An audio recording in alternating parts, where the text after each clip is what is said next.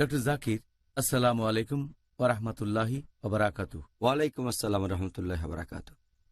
Doctor Zakir, আজকের অনুষ্ঠানে আপনার কাছে আমার প্রথম প্রশ্ন যে ইসলাম ধর্মে বাধ্যতামূলক বা আবশ্যিক রোজা বাদে আর কোনো ধরনের রোজা কি আছে? আলহামদুলিল্লাহ ওয়াসসালাতু ওয়াসসালাম আলা রাসূলিল্লাহ ওয়া আলা আলিহি ওয়া সাহবিহি আজমাইন, আম্মা বাদ। আউযু বিল্লাহি মিনাশ শাইতানির রাজীম। বিসমিল্লাহির রহমানির রহিম।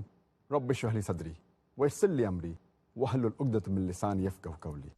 ইসলাম ধর্মে আমরা যে কাজগুলো করি সেগুলোকে দুভাগে ভাগ করা হয়েছে। একটা হচ্ছে বাধ্যতামূলক, এটাকে বলা হয় ফরজ।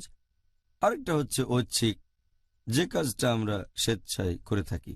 রোজা রাখার ক্ষেত্রেও একই ব্যাপার। একটা বাধ্যতামূলক রোজা, এটাকে বলা হয় ফরজ রোজা। আর ঐচ্ছিক রোজা, এটাকে বলা হয় তাতাভু। আল্লাহ সুবহানাহু ওয়া তাআলা আমাদের মুসলিমদের জন্য কিছু কাজকে ফরজ বা বাধ্যতামূলক করেছেন। প্রত্যেক মুসলিমকে কমপক্ষে এই দায়িত্বগুলো পালন করতে হবে।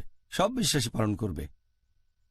আর এটার পাশাপাশি আল্লাহ সুবহানাহু ওয়া তাআলা আমাদের দয়া করেছেন, কিছু কাজ রেখেছেন আমাদের জন্য ঐচ্ছিক, যাতে সব বেশি পেতে পারি, রহমত পেতে পারি। আর এতে করে ক্ষতিপূরণ দেয়া যাবে, মেরামত করা যাবে, শোধরানো যাবে যদি কোনো ফরজ কাজ মিস করি অথবা কোনো ভুল করে থাকি।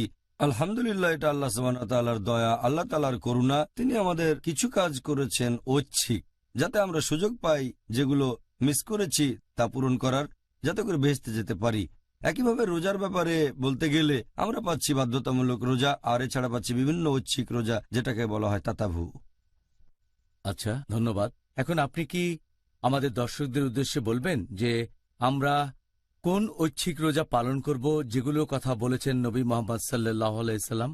আপনি যদি ঐচ্ছিক রোজা সম্পর্কে বলেন, যখন রোজা ফরজ সেই দিনগুলো বাদে, তার মানে রমজান মাস আর যে দিনগুলোতে রোজা রাখা নিষিদ্ধ, সেগুলো বাদে একজন মুসলিম সারা বছরই ঐচ্ছিক রোজা রাখতে পারে।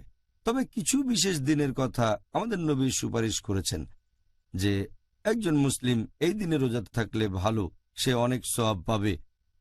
একটা হচ্ছে মুহররম মাসে রোজা পালন করা, বিশেষ করে আশুরার দিনে। 2 নম্বর হচ্ছে আরাফাতের দিনে রোজা থাকা। 3 নম্বর হচ্ছে জিলহজ মাসের প্রথম 10টা দিন রোজা পালন করা। 4 নম্বর হচ্ছে শাওয়াল মাসে রোজা রাখা। 5 নম্বর হচ্ছে শাবান মাসে রোজা পালন করা। 6 নম্বর হচ্ছে নিষিদ্ধ মাসে রোজা পালন করা। আশুরা